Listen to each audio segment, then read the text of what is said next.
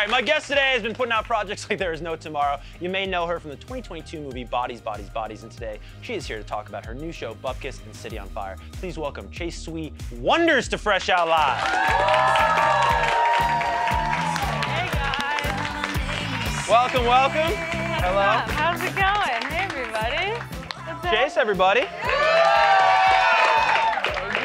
What's up, guys? Now, we were talking backstage. I live in Los Angeles, and driving around, you cannot live in that town and not be aware of your show, Bupkis. I mean, there are billboards. Is it everywhere? Oh, it's everywhere. Oh. It's like literally that one right there on our screens with, you know, Pete holding court on the table. That's right, the I pass it squad. every day. And I Oh wave my to it. I God. go, I'll see you Friday, Chase. Is it on that like giant one on Sunset that just is There's so overpowering? that one, and then also, no one cares about this, but it was also in Laurel Canyon Boulevard. That's the one I like to see. Heck. Okay, doxing myself aside of where I live, tell me about this show. It's a pretty wild ride. It's insane. It's insane. I mean, it's like a relentless, just like rip zone of the most insane actors ever. Yeah, like every day on set, you had like Joe Pesci walking in, you'd be like, what? Edie Falco walking to Crafty? What's happening? What is this world?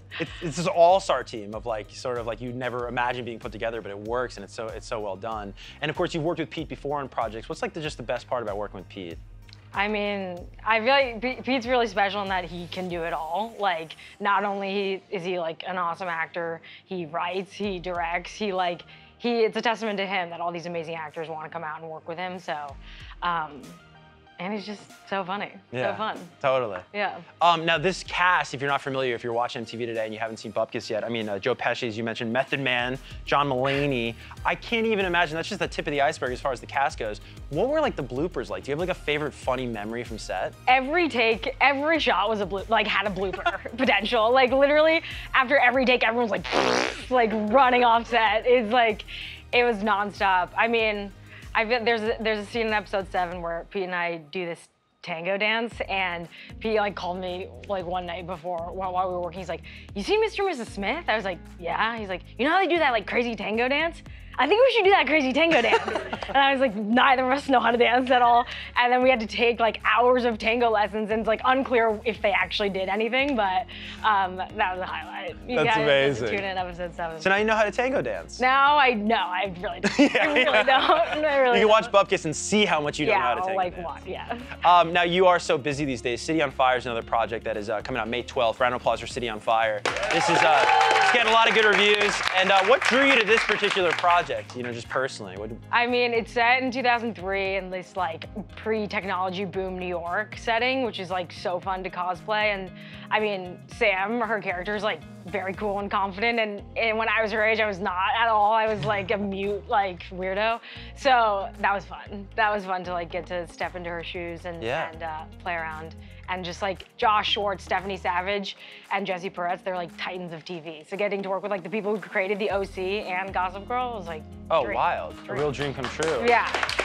Was that kind of cool, you know, doing a period piece in a city that, you know, you've lived in and you inhabit now in present day? Was it kind of cool to see both sides and see it from a new angle? It was so awesome. I mean, I was alive in 2003, and I felt like I always saw New York as like this distant, like far off, like alien land.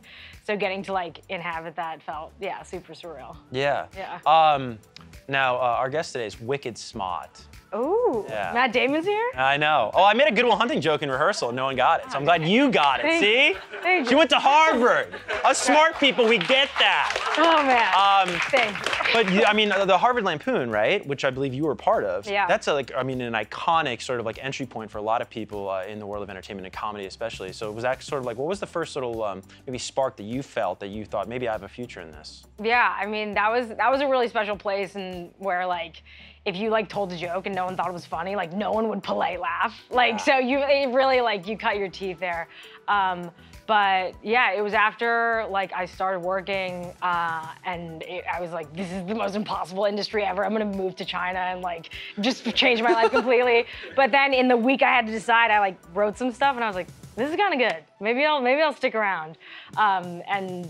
And then a couple of weeks later, I got my first part on HBO and in the show Generation, and then it's been pretty good to me from there. So. I'd say things worked out, right? Now, you were very kind. In closing here, we're of course really excited for the MTV Movie and TV Awards on Sunday. You were there last year. What was your favorite experience there? That was the most insane experience ever.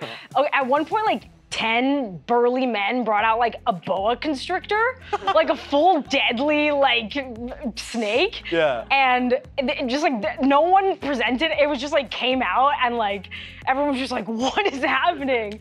And then Jack Black came out and he's like my favorite comedian ever, the best physical comedy in the world. Dude. And like, yeah, in a panda suit. Who the hell knows what's gonna happen this Sunday night? You gotta tune in to find out. It's 8 p.m. on MTV. Get over Chase, everybody. Thank you guys. Bupkis out now, and of course, City on Fire, May 12th. Have an awesome weekend. It's Kevin Kenny for Chase. See you next time from MTV.